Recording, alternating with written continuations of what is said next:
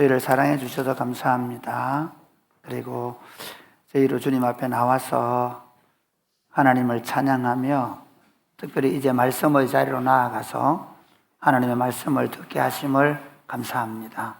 이 시간 하나님의 말씀을 펴고 이 말씀을 불어서 들을 때 저희에게 깨달음을 주셔서 하나님의 말씀을 듣고 잊어버리는 자가 아니라 이 하나님의 말씀을 듣고 이 말씀이 기억나게 하시고 깨달아지게 해주셔서 그래서 하나님의 말씀이 우리 안에 살아서 역사함으로 우리가 날로 새로워지게 해주시고 우리 공동체가 하나님의 나라를 더 풍성히 누리게 하여 주옵소서.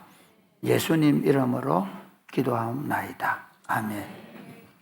오늘 우리에게 주신 하나님의 말씀은 마태복음 18장 15절에서 35절 말씀입니다.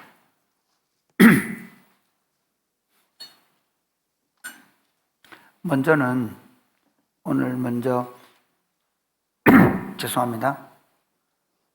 20절까지 말씀을 읽겠습니다. 내 형제가 죄를 범하거든 가서 너와 그 사람과만 상대하여 권고하라. 만일 들으면 내가 내 형제를 얻을 것이요 만일 듣지 않거든 한두 사람을 데리고 가서 두세 증인의 입으로 말마다 확증하게 하라. 만일 그들의 말도 듣지 않거든 교회의 말하고 교회의 말도 듣지 않거든 이방인과 세리와 같이 여기라. 진실로 너희에게 이르노니 무엇이든지 너희가 땅에서 매면 하늘에서도 매일 것이요 무엇이든지 땅에서 풀면 하늘에서도 풀리리라. 진실로 다시 너희에게 이르노니 너희 중의 두 사람이 땅에서 합심하여 무엇이든지 구하면 하늘에 계신 내 아버지께서 그들을 위하여 이루게 하시리라. 두세 사람이 내 이름으로 모인 곳에는 나도 그들 중에 있느니라. 아멘. 아멘. 여러분, 제가 이번 신학대학원 졸업식에 갔는데 조금 일찍 갔거든요. 일찍 갔는데 대학원장을 지내셨고 윤리학을 가르치시는 교수님이 긴밀하게 좀 보자고, 다른 사람들 같이 있었는데 잠시 좀 보자고 해서 갔는데 좀 무거운 얘기를 했습니다. 한 목사가 실수를 해서 잘못을 저질러서 교회로부터 이제 나오게 됐는데 세월이 10년이 넘었는데도 이게 해결이 안 되는 그런 문제 때문에 고민하면서 이렇게 얘기하시더라고요. 교회 공동체 안에는 죄를 다루는 원리와 법칙이 없다는 거예요. 교회에 문제가 생기면 그 문제가 어느 정도의 문제인지, 얼마만큼의 벌을 받아, 물론 우리가 뭐 권계도 있고, 하여튼 뭐 이렇게 정지도 있고, 뭐 면직도 있고, 출교도 있고, 그렇게 정해져 있는데, 얼마만큼 잘못하면 이 벌을 줘야 한다는, 세상 법에는 예를 들면 징역 1년 이상, 징역 5년 이하 정해져 있거든요. 그러니까 어떤 죄에 대한 명확한 규정들이 없는 거예요. 그러다 보니까 조금 잘못했는데도 예를 들면 면직시켜버리고 또 큰 잘못을 저질러도 아무 말도 안 하고, 그래도 문제가 생기면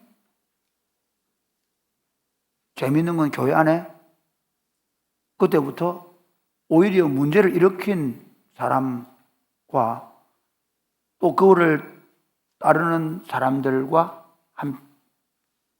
갈등이 시작되고, 그게 좀 심해지면 교회가 분열을 하고 다투는 모습을 보여준다는 겁니다. 반대도 있습니다. 그렇게 해서 만약에 벌을 내렸단 말이에요. 그러면 벌을 받았으면 벌을 받는 사람은 내가 정말 이 문제에 대해서 잘못했구나, 내가 바르게 신앙생활이 되고 이렇게 생각을 하고 그리고 어떻게 해야 됩니까? 이제 그 발을 달게 받고 돌아오면 교회가 받아줘야 되는데 오히려 조금만 문제가 생겨서 벌을 받게 되면 교회를 떠나버리거나 또는 교회가 돌아와도 교회가 냉대하는 교회가 사실은 가장 죄에 대해서 민감해야 되고 그렇지만 그 죄를 해결하는 방법도 가장 아름다운 스토리를 만들어낼 수 있어야 되는데 그렇지 못하는 것이 현실이라는 거예요. 그렇게 생각하시죠. 오늘날 교회의 문제는 대부분 그런 문제입니다. 그렇게 문제가 생겨서 교회 갈등하고 분열하는 거죠. 그 문제를 우리는 어떻게 다루어야 할까요? 혹시 우리가 신앙생활 하다가 저건 저렇게 하면 안 되는데 저 사람 저렇게 두면 좋지 않은 영향을 자꾸 미치게 될 텐데 라고 했을 때 우리는 어떻게 그 형제의 그 잘못된 행동이나 생각을 교정해 줄 수 있을까요? 또 반대로 형제가 그 문제에 대해서 실수했고 잘못했다고 인정하고 용서를 구할 때 우리는 어떻게 그를 용서하고 잘 받아줄 수 있을까요? 이것을 오늘 본문에서 다루고 있습니다. 오늘 예수님은 죄에 대해서 권면하고 그리고 또 죄 지은 사람을 용서해 주는 것을 통해서 형제를 얻는 공동체에 대해서 말씀하십니다. 교회 공동체는 본질적으로 죄의 용서함을 받은 죄를 인식하고 재밌습니다. 교회 공동체의 모든 구성원들은 죄를 인식하고 자기가 용서받을 수 없는 죄인이라는 사실을 인정한 사람만이 들어올 수 있는 공동체고요. 그리고 놀랍게도 그럼에도 불구하고 하나님이 나를 용서하고 받아주셨다는 사실을 믿는 사람들이 들어온 공동체이기 때문에 사실 이 문제에 대해서 가장 잘 해결할 수 있는 공동체가 교회 공동체가 되어야 됩니다. 그래서 오늘 본문의 말씀을 가지고 형제를 얻는 하나님 왕국 공동체라는 제목으로 말씀을 전하려고 합니다. 형제를 얻는 하나님 왕국 공동체는 어떤 모습일까? 첫 번째로 한번 시작. 죄를 범한 형제를 권고하여 형제를 얻습니다. 여러분 어떻습니까? 우리는 특히 한국 사회에서 굉장히 한국 사회는 감정적입니다. 이성적이지를 않습니다. 그렇죠. 왜? 얼마나 감정적인지 몰라요. 그래서 예를 들어서 우리 부부 간에도 보면 있잖아요. 여보, 이 행동은 좀 잘못된 것 같아. 이렇게 하면 바로 화를 누가 낼까요? 꼭 남자라고, 꼭 여자라고 얘기 안 하겠습니다. 남자들도 그렇게 하죠. 한국 사람들은 감정적입니다. 한국 사람들은 토론이 잘 안 돼요. 부부 간의 대화는 떼놓고 화를 내는 겁니다. 왜 그럴까요? 뭔가 대화를 시작해 조금 있으면 그럼 내가 뭐 잘못했단 말이야? 그래 뭐가 문제인데 이러면서 이제 떼놓고 화가 내지는 문제가 되니까. 그런데 그게 부부 간에 그런데 교회에서 안 그럴까요? 똑같아요. 누구에게 이거 좀 잘못했는데 이렇게 하면 안 되는데 이걸 말을 해주고 싶은데 말하면 99% 저 사람이 기분 나빠할 걸 아는 거예요. 그래서 말을 못해요. 그러면 될까요? 성경이 이렇게 말합니다.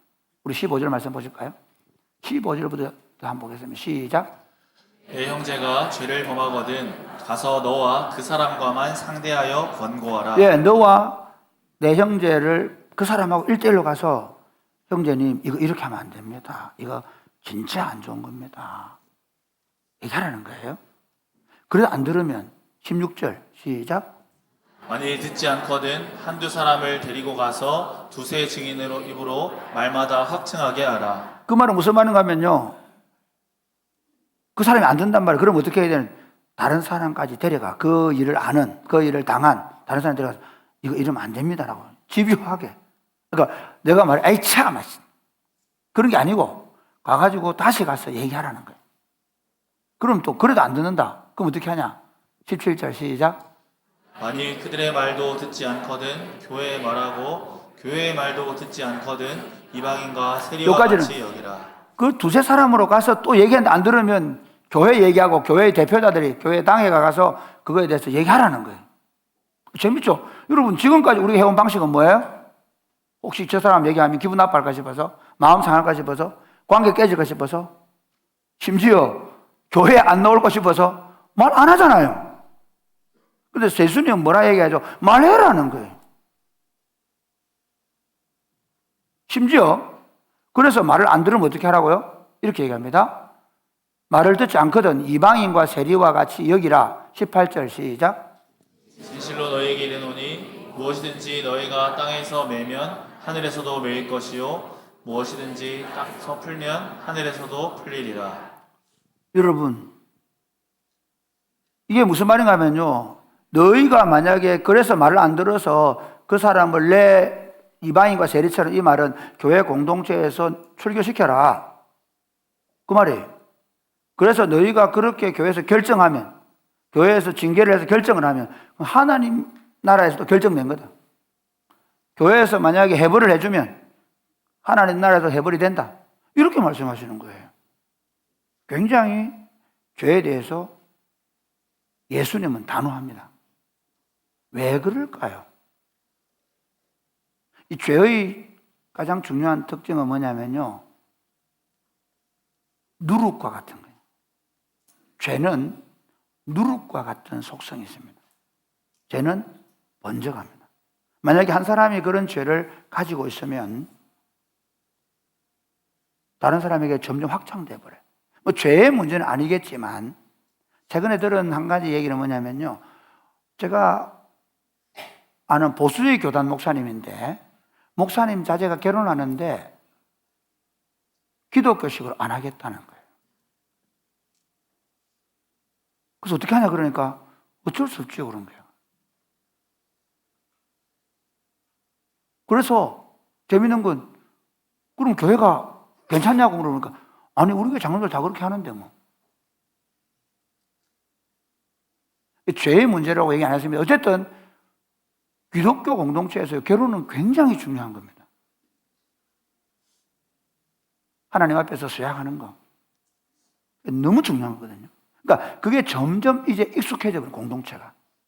죄도 마찬가지입니다. 그게 용납되어지면 참 재밌어요. 교회에 어떤 그 죄를 짓는 모습이 드러나면요, 어느 날 보면 계속 그게 확장되어 있어요. 아무도 말을 못 합니다.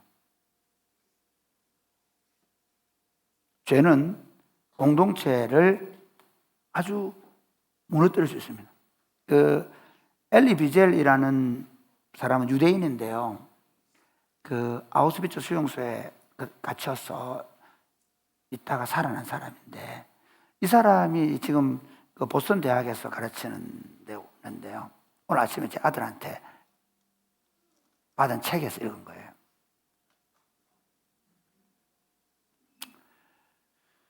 자기들을 내쫓았던 그 마을에 들어갔는데 그 마을 사람들이 이미 그들을 잊어버렸다는 거예요. 굉장히 무서운 얘기예요. 그분이 이런 얘기를 해요. 죄를 지은 것보다 자신들이 죄를 지었다는 사실을 잊어버리는 게 더 무섭다는 거죠. 오늘 장로님 기도하실 때 그랬죠. 맨날 예수 믿는 것들은 죄를 고백하죠. 그렇지 않습니까? 그게 우리들입니다. 사실 기독교인들만큼 죄에 대하여 민감하고 죄를 실제로 그렇게 고백하는 공동체가 많지 않습니다. 그러면 그렇게 집요하게 죄를 지적해서 죄를 돌아서라고 하는 이유가 뭐냐? 공동체를 구하기 위한 목적, 공동체를 죄로 오염시키지 않은 목적만 있을까요? 아니에요. 더 큰 목적이 있어요. 그건 뭐냐면 그 형제를 얻고자 하는 마음이에요. 그래서 15절을 시작하면서 바로 이렇게 얘기합니다. 15절 말씀 한번 다시 보실까요? 15절 시작. 가서 너와 그 사람과만 상대하여 권고하라. 예, 만일 들으면 내가 내 형제를 얻을 것이요. 이건요 16절에도 그대로 해야 돼요. 말마다 확정하라. 만일 들으면 그 형제를 얻을 것이요. 17절에 가서 교회가 가서 권면해라. 만일 들으면 내가 그 형제를 얻을 것이요. 사실은 그게 생략되어 있다고 볼 수 있습니다. 결국은 집요하게 가서 그 죄에 대해서, 그 잘못에 대해서 말하는 이유는 뭐냐면 그 형제를 버리기 위해서가 아니라 그 형제를 얻고 공동체를 죄로부터 보호하기 위해서라는 사실을 믿으시기를 바랍니다.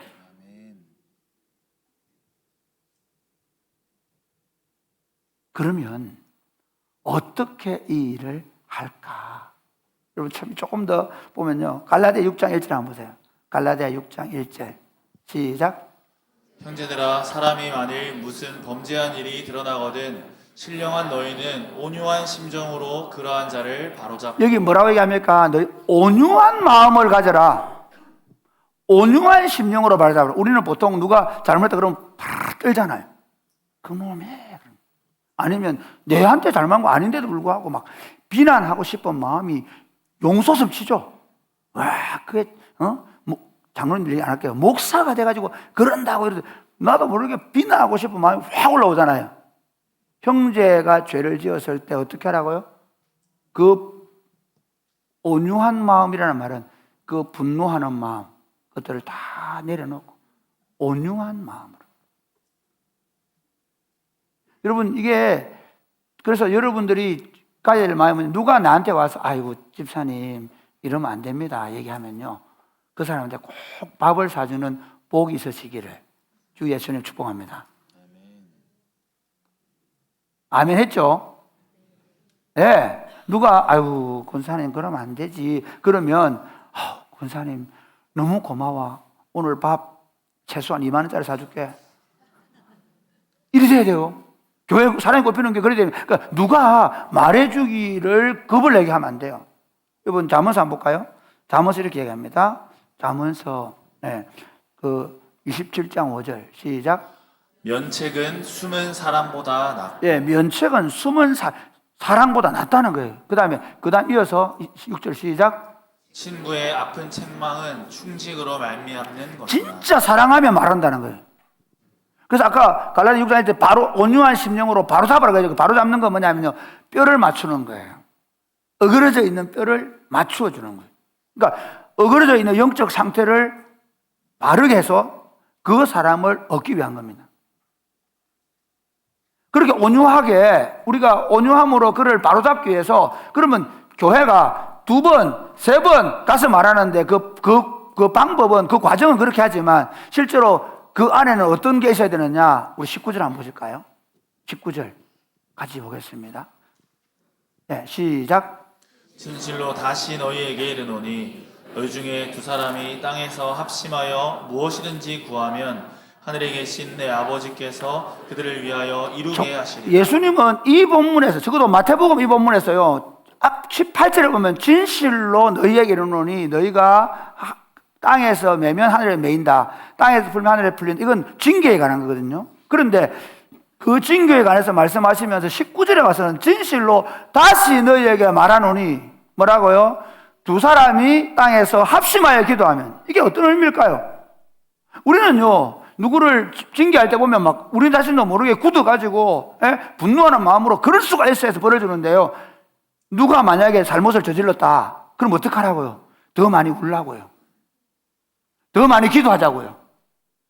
그러니까 그 형제가 그 죄를 지은 것 때문에 마치 내가 잘못 양육해 주어서, 잘못 도와줘서, 우리가 뭐가 문제가 있어서 그렇게 한 것처럼, 부모들은 그렇게 하죠. 자식들이 잘못하면 그놈 새끼 죽인다 그렇게 하잖아요. 내가 잘못 키웠다, 내가 잘못한 것처럼 그런 마음을 가지고 교회가 권면하기 전에 뭐부터? 기도부터 하는 거죠. 왜? 내 안에 온유한 마음을 가지고 권면하도록, 그리고 그 형제가 온유한 마음으로 그 권면을 받아들이도록. 할렐루야. 이게 제가 지금 여러분에게 말씀드립니다. 누가 아이고 이거 이러면 안 되는데, 이 사람 이 부분에 문제가 있는데, 그럴 때 그냥 아이고 몰라만 나 그 사람 나 모른다 그렇게 하지 말고 그 사람을 바로 세우기 위해서 어떻게 하라고요? 기도부터 하시라고요. 기도부터. 정말 사랑하는 마음으로 그 영혼이 회복되기를 위해 그렇게 회복되어져서 그래서 어떻게 그가 회개하고 돌아오고 내가 그렇게 할 때 조금도 눈꽃만큼도 정죄할 마음이 없이 말할 수 있도록 그가 그 얘기를 들을 때 정죄함을 당하지 않는 마음으로 받을 수 있도록 그래서 그 형제를 얻고 그래서 공동체가 더 건강한 공동체가 되도록 기도하시기 바랍니다. 할렐루야. 여러분, 허물이 드러나는 게 당연합니다. 우리는 다 죄인들입니다. 괴수들입니다. 그러니까 당연히 누가 얘기를 하면 내가 그럴 수 있는 사람임을 먼저 인정하셔야 합니다. 아멘입니까? 이 얘기는 지금 우리 얘기 본문에 없으니까 그런데 여러분 이게 선행돼야 됩니다. 저도 참 목회하면서 특히 우리 목사들이 제일 안 되는 게 이겁니다. 목사한테 누가 말합니까? 잘 말 안 하려고 그러죠. 그래서 자꾸 제가 말하라 그러면 말하라고. 저를 사랑하는 분은 말합니다. 목사님 이렇게 안 했으면 좋겠습니다. 저는 우리 교육자들 보고도 계속 얘기합니다. 말하라 그래요. 목회자들이 특별히 형제의 충고를 듣지 않다 보니까 나중에 담임 목사가 되면 안 듣습니다. 교회 공동체 안에서 우리는 교육자들과 그렇게 서로에 대해서 서로 말하도록. 그러니까 저는 가정의 분위기에서 절대로 조용해, 말 못해, 엄마 이랬잖아. 그럼 이러면 안 됩니다. 누구라도 엄마 이러면 안 돼요. 오늘 아침에 사실은 제가 책을 하나 받았는데요. 책을 딱 받고 받는 순간 제가 고민했습니다. 내가 요즘 공부하고 돌아다니고 그래서 책도 너무 딱딱하게 읽고 내 설교에 문제가 생겼나? 정말입니다. 내가 사역에 너무 집중하다 보니까 내 안에 영성에 문제가 생겼나? 아들이 나한테 충고하는 건가? 오만 생각을 했습니다. 헨리 나오에 책 한 권 읽고 받고 나서 와, 이건 무슨 의미지? 내가 어떤 텐션을 취해야 되지? 그래야 정상입니다. 내가 뭘 잘못되었지 지금? 조금만 이렇게 툭 찔러줘도 내가 어디에 문제가 있는 거지? 그러니까 교회가요, 그러니까 지금 제가 형제를 얻는 방법에 얘기하는데 여러분 누가 충고할 때 꼭 밥을 사주고 혹시 지금 여러분 누가 내게 충고했는데 그게 지금까지 아직 해결이 안 됐다. 그래서 그분한테 밥을 안 사준 분 오늘 집에 들어가 꼭 밥을 사주시기 바랍니다. 안 하시네. 아멘 안 하네. 아예. 아멘입니까? 아멘 소리 작은데요. 저희 집 자랑을 할게요. 이번 주 목요일 아침인가 저희 집 사람하고 대화를 하다가 그날 전날 대화를 하다가 그래 어떤 문제를 조금 심각하게 대화를 하고 잤는데 사실은 집사람에게는 조금 안 좋은 얘기예요. 그런데 아침에 와서 저보고 그러다 여보 언제나 당신이 나를 바르게 인도해줘서 고마워. 그런 아내를 두고 있는 남편입니다. 그래야 합니다. 그게 교회 공동. 그래서 우리가 실수했을 때 형제가 다가와서 얼마든지 얘기할 수 있고 그걸 받아들여서 그 형제가 주께로 돌아오는 기쁨이 있는 그런 공동체가 되시기를 주님이 축복합니다. 두 번째는 형제를 얻는 하나님의 공동체는요, 용서는 계산이 아니라 본질입니다. 형제를 얻는 하나님 나라와 공동체에서는 용서가 계산이 아니라 본질이라는 것입니다. 이제 예수님이 그렇게 말씀하시니까 베드로가 이렇게 묻습니다. 21절 말씀 보실까요? 21절 시작. 그때 베드로가 나와 이르되 주여 형제가 내게 죄를 범하면 몇 번이나 용서하여 주리이까? 7번까지 하오리이까? 여러분 베드로가 형제가 그러면 예수님 그리고 죄를 범했습니다. 그 죄를 내가 용서해 주는데 몇 번까지 하면 되겠습니까? 7번의 의미는 뭔지 아십니까? 인간이 카운트할 수 있는 가장 완전한 수입니다. 유대인들에게 있어서 완전 수는 3인데 3은 3이 하나님을 뜻하고요. 7은 어떻게 해요? 그 창조 질서의 7번째잖아요. 그러니까 인간이 할 수 있는 최고의 마지노선을 7번으로 보면 우리 보통 누가 내한테 잘못했을 때 뭐라고 얘기하죠? 내가 지금까지 참 이번에는 못 참는다. 그 말은 무슨 말이죠? 한 번, 두 번, 셌다는 거잖아요. 이번에는 아니다. 칼을 뽑는다. 예수님 뭐라고 말씀하냐면 이렇게 가요. 22절 보실까요? 시작. 예수께서 이르시되 내게 이르노니 7번뿐 아니라 7번을 70번까지라도 할지니라. 네, 이게 7번뿐 아니 7번은요 우리가 할 수 있는 인간이 할 수 있는 최대의 용서를 베드로가 얘기한 거예요. 이 정도 하면 됩니까? 아니 7번뿐 아니라 그 7번을 70번까지라도 이면 무슨 말이죠? 그러면 자 490번인데요 487 내가 오고 있다 488 489 490 이제 못 참는다 그 말이에요? 아니 예수님의 이 말씀은 뭐냐면요 하나님 나라는 본질적으로 용서를 카운터로 하는 게 아니라 용서를 본질로 하는 사람들 하나님 나라의 모든 공동체의 본질은 용서에 있다는 겁니다. 지금 이 말씀은 예수님 십자가에 돌아가시기 몇 개월 전에 하신 거죠. 그런데 실제로 이 말씀이 적용된 적이 있죠. 베드로가 예수님이 잡히시던 날 밤에 몇 개월 뒤입니다. 잡히시던 날 밤에 어떤 일이 벌어집니까? 숯불 앞에서 불 쬐고 있다가 예수님을 3번을 부인합니다. 그 3번을 부인했단 말이에요. 마지막 부인은 저주하며 부인했습니다. 이게 제가 1세기 그리스도인들의 삶에 대한 글을 봤댔잖아요. 거기 보면요. 1세기의 1세기, 3세기 아니니까 보통 로마에서는 보통 2세기, 3세기 밖에 있었거든요. 그 바울 이루는 거, 뭐 1세기도 있었네요. 그때에 이 사람이 쓴 방법이 뭔지 아십니까? 이겁니다. 십자가를 끊어놓고 밝게 간다든지 아니면 예수를 저주하게 한다든지 그러니까 그런 방법을 통해서 이 사람이 배교했다는 것만 확인되면 불이 없습니다. 그런데 만약에 그렇게 하라고 했는데 안 하면 화형시킵니다. 자, 오늘 베드로가 한 행동은 뭡니까? 예수님을 저주하면서 부인했습니다. 배교한 거죠. 그래서 베드로가 막 뛰쳐나가면서 울고 나가잖아요. 그런데 마태복음과 마가복음과 누가복음에는 예수님의 선교 명령으로 끝납니다. 너희는 가서 모든 족속을 제자를 삼아 늘 온 천하에 만민에게 복음을 전파하라. 그렇게 끝나거든요.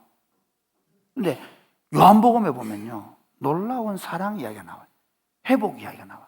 21장은 마치 이 성경에 요한복음 20장 31절에 보면 예수님이 하신 일이 많이 있지만 이 성경을 기록한 것은 너희로 하여 예수가 하나님의 아들이심을 믿고 그걸 믿음으로 영생을 얻게 하려 함이라 결론을 지어놓고 그리고 에피소드가 하나 나와요.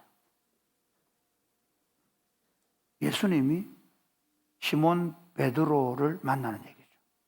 베드로가 실망하고 고기 잡으러 갔잖아요. 그날도 베드로가 처음 만났을 때처럼 고기를 한 마리도 못 잡았죠. 왜 고기 잡은 게 있느냐? 없습니다. 그럼 그물을 오른편에 던져라. 고기를 잡아왔죠. 고기를 잡아왔는데 그때 제자들이 주님이시다. 그러니까 베드로는 그냥 그 참 바다에 뛰어내려요. 다른 제자들은 배 타고 와요. 왜 그럴까요? 베드로 안에 찔림이 있잖아요. 예수님을 3번이나 부인했으니까요. 예수님 이렇게 숯불에 고기를 굽고 계셨죠. 그걸 주시죠. 제자들에게. 그럼 묻죠. 와요나 시몬아, 네가 나를 사랑하느냐? 그래서 아가파 안에 묻거든요.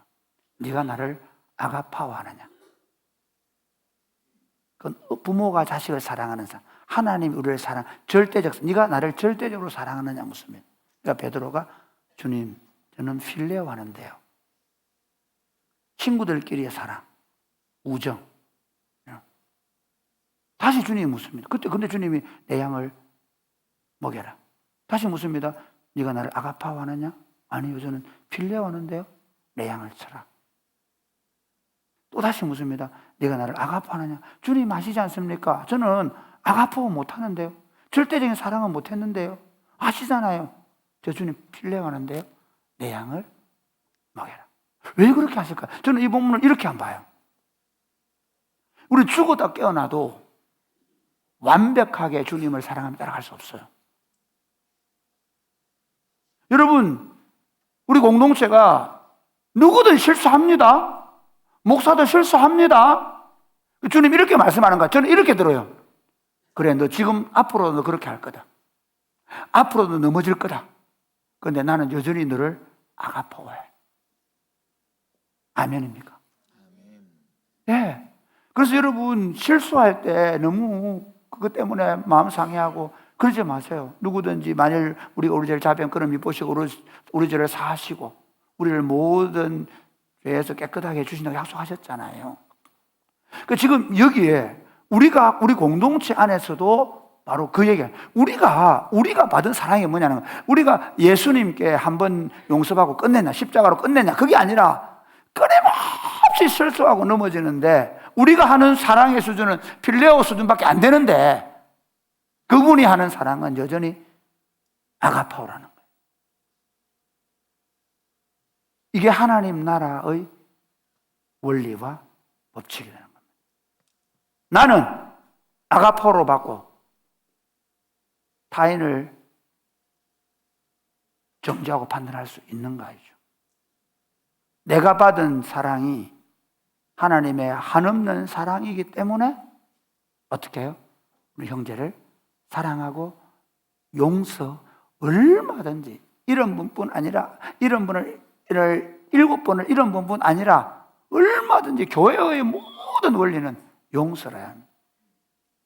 마지막 세 번째, 형제를 얻는 공동체는 어떤 모습인가? 같이 시작.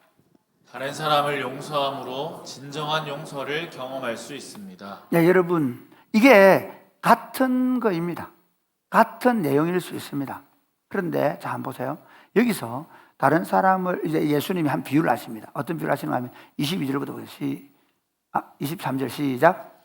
그러므로 천국은 그 종들과 결산하려 하던 어떤 임금과 같으니 결산할 때에 10,000달란트 빚진 자 하나를 데려오매 갚을 것이 없는지라 주인이 명하여 그 몸과 아내와 자식들과 모든 소유를 다 팔아 갚게 하라 하니 계속해서 그 종이 엎드려 절하며 이르되 내게 참으소서 다 갚으리이다 하거늘 그 종의 주인이 불쌍히 여겨 놓아 보내며 그 빚을 탕감하여 주었더니. 여러분, 여기서 10,000달란트는 한 달란트가 6,000데나리온이라고 합니다.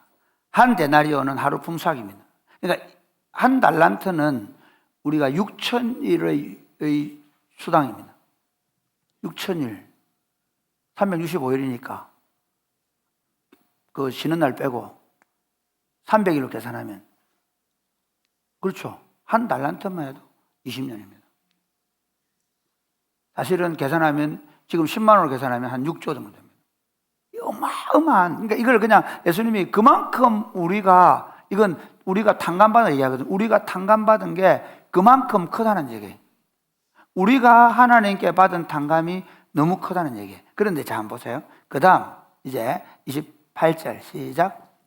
그 종이 나가서 자기에게 100데나리온 빚진 동료 한 사람을 만나 붙들어 목을 잡고 이르되 빚을 갚으라 하매 그 동료가 엎드려 간구하여 이르되 나에게 참아 주소서 갚으리이다 하되 허락하지 아니하고 이에 가서 그가 빚을 갚도록 옥에 가두거늘 그 동료들이 그것을 보고 몹시 딱하게 여겨 주인에게 가서 그 일을 다 알리니. 여러분 보십시오. 여기 100데나리온은 큰 돈입니다. 한 1,000만 원 정도 되는 생각. 큰 돈이죠.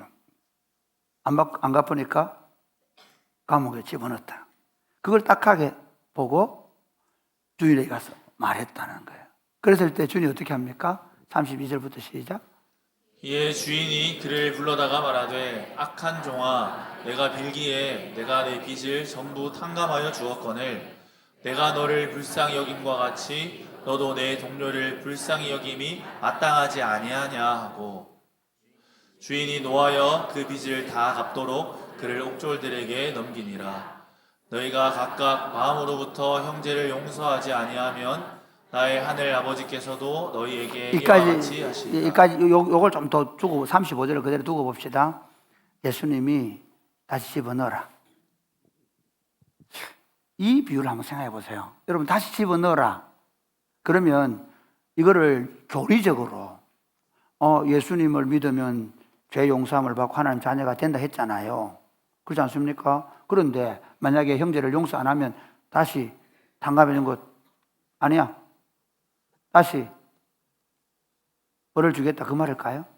그건 아니겠죠. 이건 비유입니다. 그러니까 이게 비유입니다. 여기는 이 비유를 그 주인은 그렇게 하지 않겠냐는 얘기예요. 이걸 그대로 문자 그대로 가져오면 안 됩니다. 그 주인은 그렇게 하지 않겠냐는 거예요. 그러면서 이렇게 얘기하죠. 너희가 각각 마음을 형제를 용서하지 아니하면 나의 하늘 아버지께서 너희에게 이와 같이 한다. 그럼 다시 감옥에 집어넣는다. 그런 말이 아니에요. 저기서 이 부분을 조금만 보세요. 오늘날 왜 교회에 예배의 기쁨이 그렇게 없을까요? 제가 모교회에 방문을 해서 어떤 청년들하고 잠시 얘기를 하면서 그래, 교회 생활 재밌으세요? 물어보니까 교회를 재미로 하는 거 아닙니다 이러더라고요. 여러분, 교회 생활 재밌으세요? 재밌으세요? 예. 저는 예수 믿는 게 세상에 그 어떤 것보다 재미있어요. 왜? 이건 하나님 나라니까요. 아멘입니까? 예. 저는 제가 우리 아버지에게 예수를 믿겠다고, 예수를 믿겠다는 허락을 받기 위해서 한 달 동안 아침에 금식 기도를 하고 아버지께 장문의 편지를 쓰고 그리고 내려가서 허락을 받아왔습니다. 아버지가 너 그래, 내 시대하고 너 시대가 다르니까 예수 믿어도 된다라고 말씀하셨을 때 삼천포에서 마산까지 오면서 춤을 췄습니다. 너무 좋았어. 아버지가 예수 믿도록 허락해 준 것만으로도 너무 좋았습니다. 예수님을 만난 기쁨이 우리에게는 말할 수 없는 기쁨입니다. 그런데 왜 오늘날 교회 생활이 이렇게 힘들까요? 왜 오늘날 교회에 와서 즐거움이 아니라 의무감, 주일 예배를 안 드리면 안 되기 때문에 드려야 될까요? 주일날 예배에 오는 기쁨, 공동체 안에 들어오는 기쁨이 우리는 말할 수 없는 기쁨이 되지 못한 이유가 뭘까요? 그 표면 그 깊이 안에 진짜 용서함을 받은 경험을 경험하지 못하기 때문이 아닐까요? 내가 용서받은 거 머리로는 알겠는데 그게 매번마다 그 용서의 기쁨이 내 안에 터져나오지 못하는 이유는 뭘까 하는 겁니다. 종종 여러분 자녀들을 키우면 어떤 생각이 들 때가 있습니까? 저는 진짜 아이들이 뭔가 잘못하고 실수했을 때 내가 그때에 그 아이를 용서해주고 사랑하는 일을 통해서 눈물이 날 때가 있어요. 그러면서 하나님이 나를 이렇게 대하시지. 저는 이 본문이 거기와 연관돼서 언제 우리가 하나님의 용서를 경험할 수 있습니까? 보혈 찬송을 하면서 경험할 수 있습니다. 그러나 더 뜨겁게 경험할 수 있는 것은 나에게 잘못한 사람에 대해서, 나에게 실수한 사람에 대해서 내가 그를 과감하게 용서해 준다고 말할 때 그래, 맞지. 나도 이렇게 용서한 사람 받은 사람이 맞지. 주님께서 나를 용서해 주셨기 때문에 하나님, 내가 저를 용서할 수 있는 사람이 된 것입니다. 고백할 수 있지 않겠습니까? 오늘날 교회에 그 예배의 희열이, 기쁨이, 찬양이 터져나오지 않는 이유는 우리 공동체 안에 혹시 용서함이 부족하기 때문이 아닐까요? 여러분의 삶 가운데 이 용서함이 더해짐으로 말미암아 여러분의 삶 가운데 하나님이 주시는 용서의 기쁨이 분출하는 삶이 되시기를 주님이 축복합니다. 저는 이 설교를 준비하면서 사랑이 곱히는 교회를 더 사랑하고 감사하게 되었습니다. 저 개인적으로 성도들을 권면할 때 우리 성도들이 저의 권면을 얼마나 잘 들어주셨는지 저는 너무나 많이 경험하며 지냈습니다. 특별히 사랑이 꼽히는 교회는 그동안 권징을 나름대로 잘 시행하려고 노력해 왔습니다. 근데 그 권징을 받는 분들이 그 권징을 너무 잘 받아들였고 그리고 교회 안에서 너무 잘 생활하고 계십니다. 특별히 이 시간을 빌어서 교회로부터 이런저런 권징을 받고 그럼에도 불구하고 여러분이 교회 공동체 안에 머무르시면서 더 탁월하게 신앙생활을 해주는 것에 대해서 고맙게 생각합니다. 뿐만 아니라 목사 집에까지도 실수하고 잘못했음에도 불구하고 비난하지 않고 권징을 시행해 주시고 그리고 그 권징 이후에 여러분들이 용서하고 받아준 것에 대해서 고맙게 생각합니다. 사랑이 꼽히는 교회 성도 여러분, 우리는 그렇게 지금까지 교회를 지어왔습니다. 그러므로 더 형제가 실수하고 잘못할 때 조그만 거라도 걱정되어서 정말 그가 잘 되기를 바라는 마음으로 그리고 우리 공동체가 그래서 더 사랑이 충만해지기를 바라는 마음으로 주저하지 마시고 기도하면서 손을 붙잡고 충고해 주면 좋겠습니다. 그 충고할 때 조금 더 이 사람이 내 잘못을 지적하고 나를 비난한다는 마음을 버리고 꼭 손을 잡고 가서 밥을 사주는 역사가 있으시기를 바랍니다. 그러면서 어떻게 해요? 하나님 아버지께서 나를 용서해 주신 것처럼 교회는 용서가 본질인 것처럼 얼마든지 실수와 허물을 용서해 주고 그리고 용서받는 그런 용서로 충만한 공동체, 그 용서의 기쁨으로 충만해서 예배하는 공동체가 될 수 있게 되기를 주 예수님의 이름 축복합니다. 아멘.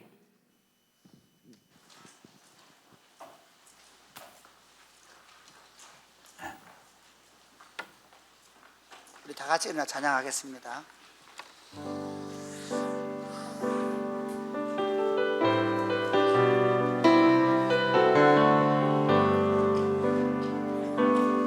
오소서 주님 나의 마음은 선한 것 하나 없습니다.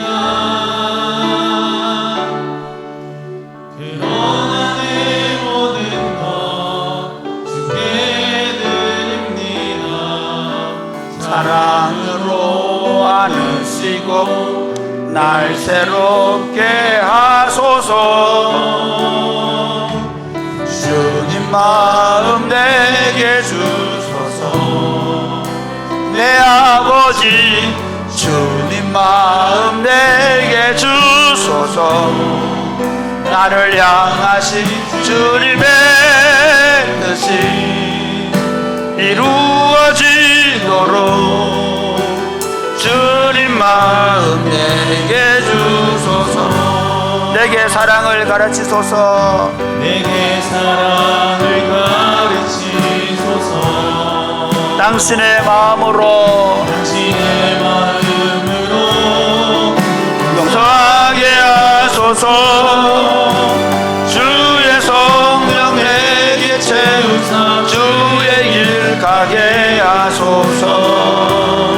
주님 당신 마음 주의 성령 내게 주의 성령 내게 채우사 주의 길 가게 하소서.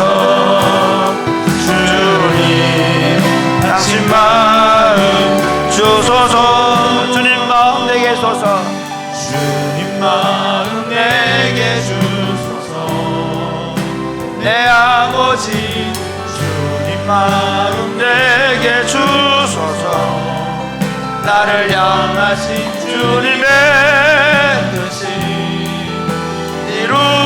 이루어지도록 주님 마음. 다시 한 번 더 찬양할까요? 보소서 보소서 주님. 보소서 주님 나의 마음을 없습니다. 그러나 내 모든 것 주께 드립니다. 사랑으로 안으시고 날 새롭게 하소서. 주님 마음 내게 주소서. 내 아버지 주님 마음 내게 주소서. 나를 향하신 주님의 뜻이 이루어지도록 주님 내게 사랑을 가르치소서. 내게 사랑을 가르치소서. 당신의 마음으로 용서하게 하소서. 당신의 마음으로 용서하게 하소서. 주의 성령 내게 채우사 주의 길 가게 하소서. 주님 당신 마음 주소서. 주님 마음 내게 주소서. 주님 마음 내게 주소서. 내 아버지 주님 마음 내게 주소서. 나를 향하신 주님의 뜻이 이루어지도록 주님 마음 내게 주소서. 사랑하는 여러분, 너무 고맙습니다. 이 설교 준비하면서 그런 생각했습니다. 우리 교인들 얼마나 대단한가. 내같이 못난 사람 얼마나 많이 실수하고 여러분의 마음을 아프게 했을지 모르는데 그동안 참아주셔서 감사합니다. 혹시 제가 실수하고 넘어지면 여러분 언제든지 오셔서 이거 잘못됐다고 이거 고쳐야 한다고 꼭 말해주시기 바랍니다. 우리 서로 그렇게 말해줍시다. 이거 아닙니다, 이렇게 하면 안 됩니다 라고 서로 말해줍시다. 그러면서 여러분 정말 고맙게 생각하는 건, 그래도 제가 오늘 여러분 다시 말씀드립니다. 여러분 그동안 제가 여러분 마음 아프게 한 거 있으면 용서해 주십시오. 더 잘하도록 기도해 주십시오. 그러면서 이렇게 저를 용서해 주시고 받아주신 것에 대해서 혹시 마음이 안 풀리면 오셔서 이 부분 제가 용서가 안 됩니다, 다시 개인적으로 용서해 주세요, 그렇게 말하면 그렇게 하겠습니다. 서로 용서를 구하고 또 용서받고 그러면서 용서를 해주는 그런 공동체를 우리가 건강하게 세워가도록 우리 한번 다 같이 기도하겠습니다. 하나님 아버지 감사합니다. 하나님 아버지 감사합니다. 우리가 채물 많고 약한 죄인들을 용서해 주셔서 감사합니다. 우리가 받은 그 용서를 가지고 형제들이 잘못할 때 그의 죄에 대하여 우리가 권면하고 그리고 회개할 때 우리가 용서해주고 받아주는 그런 건강한 공동체가 되어 하나님 이 땅에 하나님의 나라를 더 아름답게 보여주는 더 담대한 하나님을 실현시키게 하는 공동체가 될 수 있도록 주님 도와 주옵소서. 하나님 아버지, 세상은 절대로 용서 안 합니다. 그래서 끊임없이 폭격하고 보복하고 응징합니다. 이 사상이 지금 온 세상에 깊이 이제 물들어가고 있습니다. 이런 세상 속에서 억만 죄악 가운데 있는 우리를 위하여 독생하신 아드님을 내어주시고 우리 죄를 용서해 주시고 받아주신 아버지 하나님 감사합니다. 심지어 우리가 앞으로도 그렇게 하실 줄 아시고 넘어질 줄 아시고 범죄할 줄 아시고 우리의 과거만 아니라 현재만 아니라 미래의 모든 허물과 죄까지도 용서해 주신 것을 감사합니다.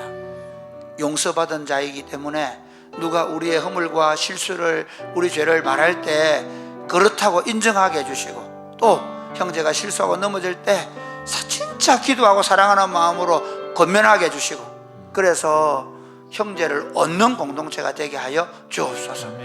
형제가 언제든지 잘못했다고 말할 때 조금도 주저하지 않고 망설이지 아니하고 용서해주고 안아주고 회복되는 공동체가 되게 하여 주옵소서. 그래서 이 삭막한 세상, 서로 죽고 죽이는 이 세상 속에서 하늘나라를 더 담대하게 실현시켜 나가는, 하나님 나라의 그 용서를 담대하게 실현시켜 나가는 교회가 되게 하여 주옵소서. 예수님 이름으로 기도드립니다. 아멘.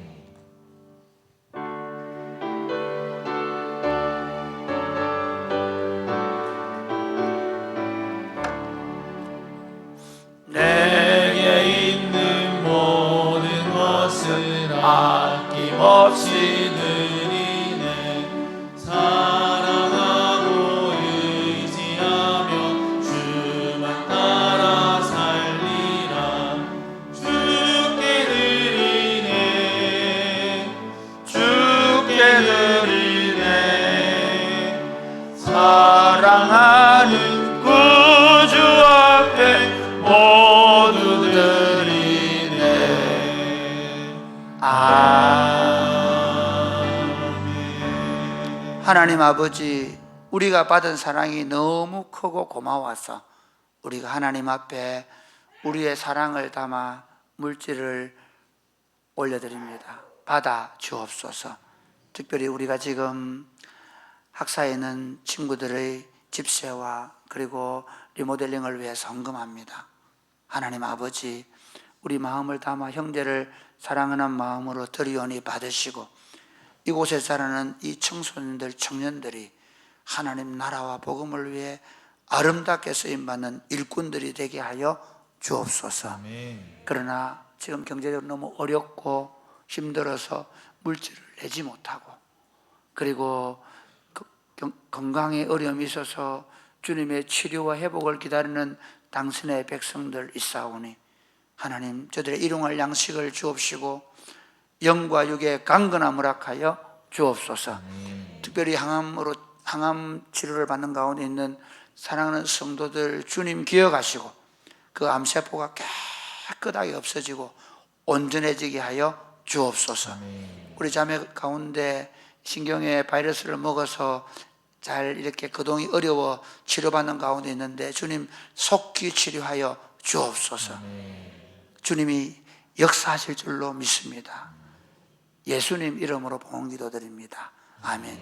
주 예수 그리스도의 은혜와 하나님 아버지의 크신 사랑과 성령님의 교통하심이 사랑하는 주의 백성들과 자녀들 위해 이제로부터 영원토록 함께 있을지어다. 아멘.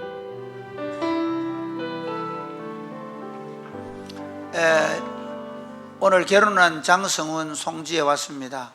장성훈 아버지가요, 어제 와가지고 제 손을 꼭 잡고 너무 감사하다고, 예수님을 안 믿는 분인데 자기 친척 일가들이 다 결혼식 이렇게 했으면 좋겠다고 말하더랍니다.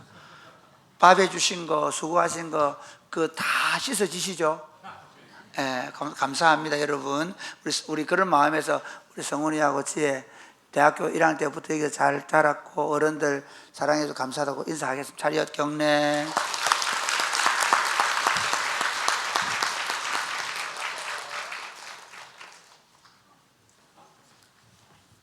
우리 옆에 있는 성도들과 함께 인사하겠습니다. 서로 사랑으로 건면하고 용서하는 가족들이 됩시다. 서로 사랑으로 건면하고 용서하는 가족들이 됩시다. 네. 교회 강구하겠습니다. 이번 주는 행복모임 3주차입니다. 3주차 미션은 베스트와 가벼운 만남 갖기입니다. 차를 한 잔 마셔도 좋고 산책하면서 대화를 나누셔도 좋겠습니다. 의뢰하는 거니 생각하지 마시고 주변에 복음이 필요한 이웃들, 그동안 대화를 건네보지 못했던 분들에게 차와 산책, 대화 등으로 좋은 시간들 보내시기를 부탁을 드립니다. 두 번째 광고입니다. 돌아오는 금요일 3월 27일 저녁 9시에 여성 공동체 특별 기도회가 있습니다. 담임 목사님께서 설교하시고 헌금을 하는 순서가 있는데 헌금은 신학대학원 후원을 위해서 사용되겠습니다. 세 번째 광고입니다. 사랑의 헌금이 3월 한 달간 지속됩니다.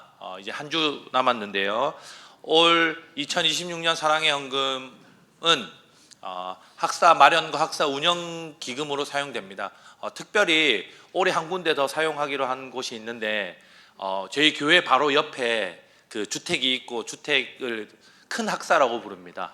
큰 학사에 비가 많이 새고 내부가 너무 많이 낡아서 내외부 리모델링을 하기로 결정을 했습니다. 그래서 올 사랑의 헌금으로 큰 학사 리모델링을 한다는 것을 성도들께서 기억하시고 동참해 주시면 감사하겠습니다. 네 번째입니다. 함양 지역에 있는 교회들과 연합 예배를 4월 10일, 19일 두 주에 걸쳐서 드리게 됩니다. 각각 3교회씩 참여하게 되는데 전도여행 가셨을 때 본인이 참여했던 마을에 있는 교회에 신청하시면 더더욱 좋고, 그렇지 않으시면 희망하시는 교회와 마을에 신청하시면 되겠습니다. 각 마을당 15명씩 저희가 신청을 받고 있는데 장진 전도사에게 문의하시고 신청하시면 되겠습니다. 동시에 작년에는 그 집 모양 헌금 그 통을 저희 성도들께서 준비해 주셔가지고 전달했는데, 지난주에도 말씀드렸지만 교회에 계신 목사님들과 성도들이 많이 울면서 감사해 하셨다고 하는 이야기를 여러 번 전해 들었습니다. 그래서 올해는 성도 여러분들의 마음을 하트 저금통에 편지글로 적어서 성도들을 격려하고 응원하는 글들을 적어서 헌금을 준비해 주시고 저희한테 제출해 주시면 저희가 12일, 19일 날 예배 드리러 갈 때 잘 전달하도록 하겠습니다. 예, 성도 여러분들과 하나님께서 은혜 주신 덕분에 아지트가 5주년을 맞이했습니다. 아지트가 매 주년마다 주변 7개 중고등학교에 장학금을 30만 원씩 총 210만 원 기탁을 하고 있는데 올해도 장학금 기탁 사역을 준비하고 있습니다. 1층에 내려가시면 컵이 있는데 컵 하나에 10,000원이고 판매금 전액을 기탁하도록 그렇게 하겠습니다. 관심 가져주시면 감사하겠습니다. 교우 소식 전합니다. 오늘 오병이어는 장진 전도사님과 김미경 사모님 가정에서 혼인을 사랑으로 축하해 주시고 섬겨주신 성도들께 감사하다고 오병이어 하셨습니다. 우리 축하하고 감사하는 박수 하겠습니다.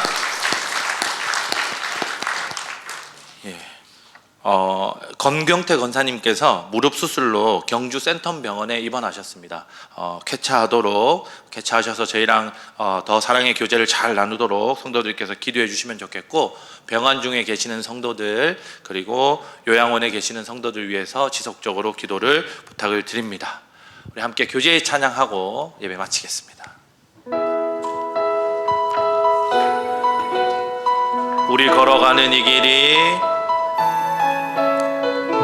걸어가는 이 길이 결코 처음 밟는 길은 아니야. 수천 년 동안 온 땅 곳곳에서 주님 따르는 적이 있으니 우리 걸어가는 이 길이 낯설고 두려워 보일지라도 삶의 무게를 뚫고 흘러들어오는 주님 부활의 생명을 봐. 우리 함께 손잡고 가세. 조금 느리고 어려울지라도 주님 부르신 그 감격 붙잡고 손잡고 함께 가세. 우리 함께 손잡고 가세. 때론 더디고 힘겨울지라도 주님 부르실 그날을 향하여 손잡고 함께 가세. 감사합니다. 담임 목사님을 만나기 원하시거나 새 가족